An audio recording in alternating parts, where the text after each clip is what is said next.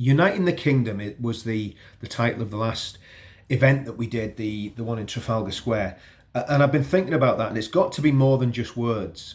And there's always been talk of uniting the right, and again, because of political differences, it's impossible to unite with people who are on the sort of fascist, racist, anti-Semitic spectrum. That's always been the case. But I think most people in our movement are not on that extreme side of things. But what I actually do see is slight differences in terms of class, and again, not just in terms of class, politically. If we look at Reform and we look at UKIP, and we see the ideological differences there are very, very small. But what's happened with Reform, and I've talked about this before, is they tend to exclude people that are in our group. It's not, we don't exclude them, they exclude us, and that's always been the issue. So I'm not attacking Reform when I'm making this video. This video is about doing the opposite. It's about trying to unite people and bring people together. Now, so from a political point of view, you've got Reform standing there, you've got UKIP standing here. Obviously Reform's the powerful, young, athletic, teenage political party, whereas UKIP is kind of middle-aged and a little bit tired, or was, until Nick took over, and now Nick as leader of UKIP is breathing life into that. And to me, for us to actually do anything politically in the long run, there needs to be a lot of talking between these groups, and not through megaphones. People actually need to sit down, and you know, if Nigel Farage thinks he's going to do it on his own just with Reform, well, he's not, because he needs to bring a massive amount of people with him. And he needs to very seriously look at the way his party's organised, and it is a bit elitist. Let's just be honest. I mean, the people that are sitting at the top table, they're probably all millionaires, I would imagine. And yeah, we get that. You know, people have been very successful in business. They probably should be involved in politics because they can do a lot of good. So I'm not criticising people with money, but what I'm saying is there's almost like a deficit where a lot of working class people feel disenfranchised. Even by Reform. We're certainly disenfranchised by the Tories, by the Labour Party, Lib Dems and all those progressive parties, but to a certain extent Reform as well, because of the way that they've behaved towards Tommy. So how can that what is it, squaring the circle or circling the square? Squaring the circle. How can that square be circled? I think that's the right way to put it. How can we make all that work? Well, I think that there needs to be talks.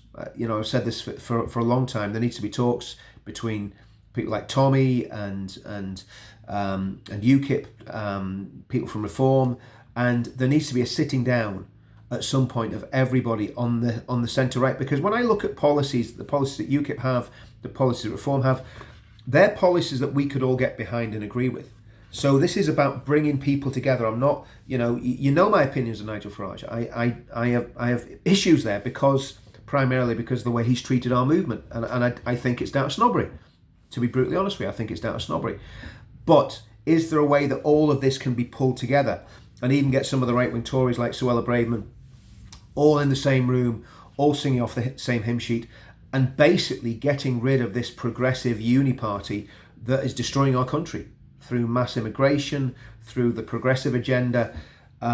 How can we actually do something about that? And to me, the only way we can do something about it is by bringing a lot of people of goodwill together. Another group I want to mention is New Culture Forum. They do some absolutely fantastic work.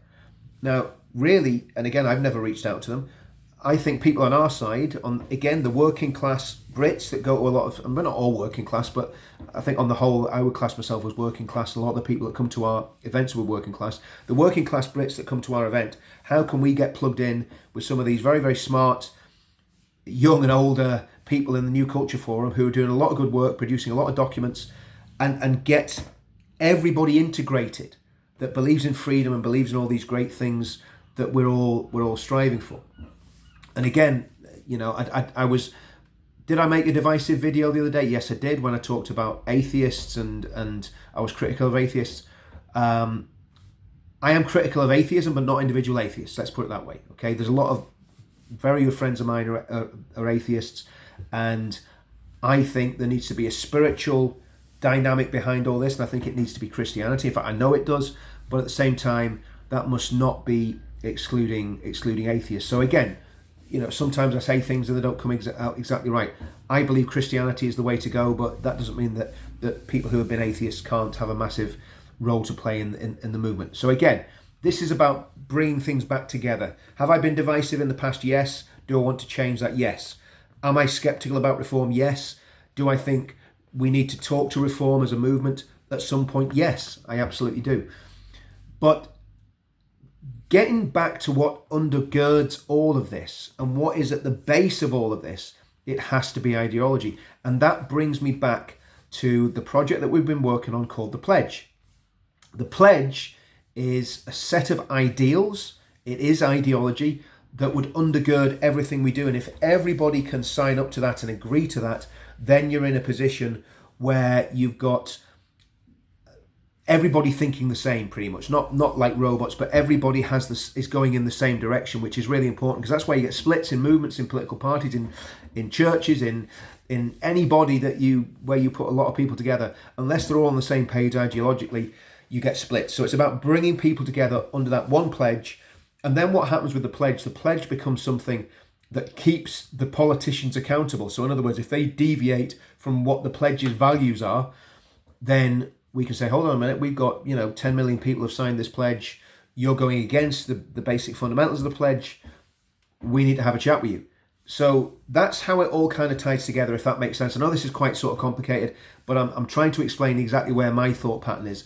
And I think the key is this: it's unity and bringing people together. And all of us that have strong opinions are divisive figures. That's just the nature of the beast. I have very strong opinions on a lot of issues, as anybody that watched my channel will know. But we've got to work together, and we've got to put our differences aside, personal differences and differences of opinion on lots of different things, and say, how can we make this work? Everything I said in those videos that I put out in the last few days, I believe completely. But what I'm also saying is I do not want to exclude anybody from our movement, because it's not my gift to do that, who doesn't believe what I believe. We've got to bring people together. That's what it's all about. That's what uniting the kingdom's all about. So, so that's really my message for today. How do we? Well, it's not a message. It's more a question. How do we bring people together to make this thing work? Because to win and to have sanity restored to this craziness that's going on, we need to bring people together. And we need to agree on ideology, of course we do, but we need to bring people together of goodwill from all backgrounds, all faiths and none, which is pretty much what we've always said. So like I say, I'm not backing away from what I said the other day. I do think atheism as an ideology is a massive problem in the UK. I think it has been for years. Does that mean individual atheists are a massive problem? No, that was if I said that was a mistake saying that. That's not what I meant at all. So we've got to bring people together, and we've got to bring them together. And my hope is that everybody believes in Christ and that everybody becomes a Christian. Muslim, Hindu, Sikh, atheist. I believe that Christianity is the truth. And I've always believed that. Well, not I've always believed that, but I've believed that since my 20s. I haven't always lived it. But yeah, so what I want to see is people coming together to make the country better. And that's why the whole tag Uniting the Kingdom was so exciting, because it did bring people together from all backgrounds. And I don't want to sit here as a divisive character, even though I know I'm divisive, but I want to do my best to also bring people together and make this thing work. And, we're not always going to agree on everything. I've got my opinions and I will express them. That's what this channel's for. And I know a lot of people appreciate me expressing them. I think when I did a video attacking Nigel Farage, I lost something like 88 subscribers. When I did my video being critical of atheism, I lost, I think, overall 5 or 6 subscribers. So, and I'm not bothered about, I am bothered about subscribers because I want people to listen to my content, but there's no monetary value on subscribers to me. I don't get any money from a channel. So yeah, we've got to bring each other together. We've got to come together. We've got to put any differences behind us, and we've got to work as one. And I think that's really, really important. And that's my message today. We need unity. We need to unite the kingdom. See you all soon.